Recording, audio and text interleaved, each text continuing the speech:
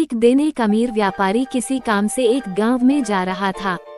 बारिश का मौसम था, झमाझम बारिश हो रही थी और रास्ते में जगह जगह गड्ढों में पानी भरा हुआ था। अचानक रास्ते में गाड़ी खराब हो गई। व्यापारी के साथ कोई नहीं था। उसने गाड़ी सड़क किनारे खड़ी कर दी और किसी वाहन का इंतजार करने लगा। लेकिन घनघोर बारिश और तूफान की वजह से सड़क सुनसान था। शाम ढलने लगी तो व्यापारी को चिंता सताने लगी। अचानक उसने देखा एक गरीब व्यक्ति साइकिल से गुजर रहा है।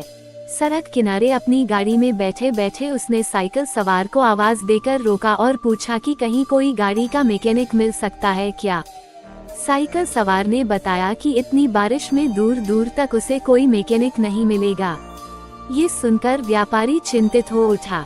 तब साइकिल सवार ने बड़ी विनम्रता से कहा, भाई साहब, अगर आप चाहें तो पास ही बने भगवान के घर में आज रात विश्राम कर सकते हैं। वहाँ आपको रहने की सारी सुविधाएं मिलेगी। व्यापारी राजी हो गया। उसने सोचा कि आज रात मंदिर में ठहरकर अगले दिन सुबह वो गाड़ी मरम्मत का कोई रास्ता देख लेगा। साइकिल सवार ने उसे अपनी साइकिल पर बिठाया और चल पड़ा। थोड़ी देर में दोनों एक छोटे से मकान के सामने पहुंच गए। साइकिल वाले ने दरवाजा खटखटाया तो एक स्त्री ने दरवाजा खोला। व्यापारी को संबोधित करते हुए साइकिल वाले ने कहा, यह मेरी पत्नी है। इस भगवान के घर में सिर्फ हम दोनों रहते हैं। हमारे बच्चे शहर में नौकरी करते हैं। आइए अंदर पधारिए और आराम से बैठ जाइए। थोड़ी ही देर में साइकिल वाले की पत्नी गर्म गर्म चाय नाश्ता ले आई। रात का खाना भी पकने लगा।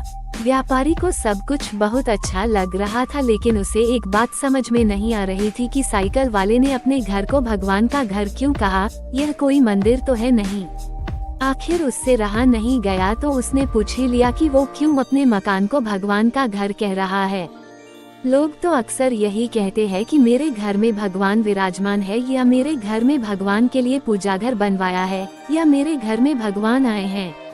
ये सुनकर साइकिल वाले व्यक्ति ने कहा, हाँ, आपने ठीक कहा। अक्सर लोग यही कहते हैं कि घर हमारा है और भगवान हमारे घर में विराजमान है।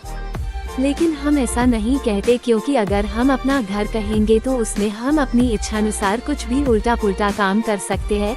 लेकिन अगर हमने भगवान का घर कहा तो हम वहाँ कोई गलत अनाचार वाले काम नहीं कर सकते और हमेशा उन्हीं सद्विचारों में रहते हैं जैसे हम सब मंदिर के अंदर होते हैं। और मजे की बात यह है कि जैसा कि लोग बोलते हैं कि मृत्यु के बाद हमें भगवान के घर जाना है, तो उस हिसाब से देखा जाए तो हम जीते जी ही भगवान के घर रहने का सुख प्राप्त कर रहे हैं। उस गरीब व्यक्ति के इतने सुंदर विचार से व्यापारी बहुत प्रेरित हुआ और उसने भी अपने घर को भगवान का घर कहने का मन बना लिया।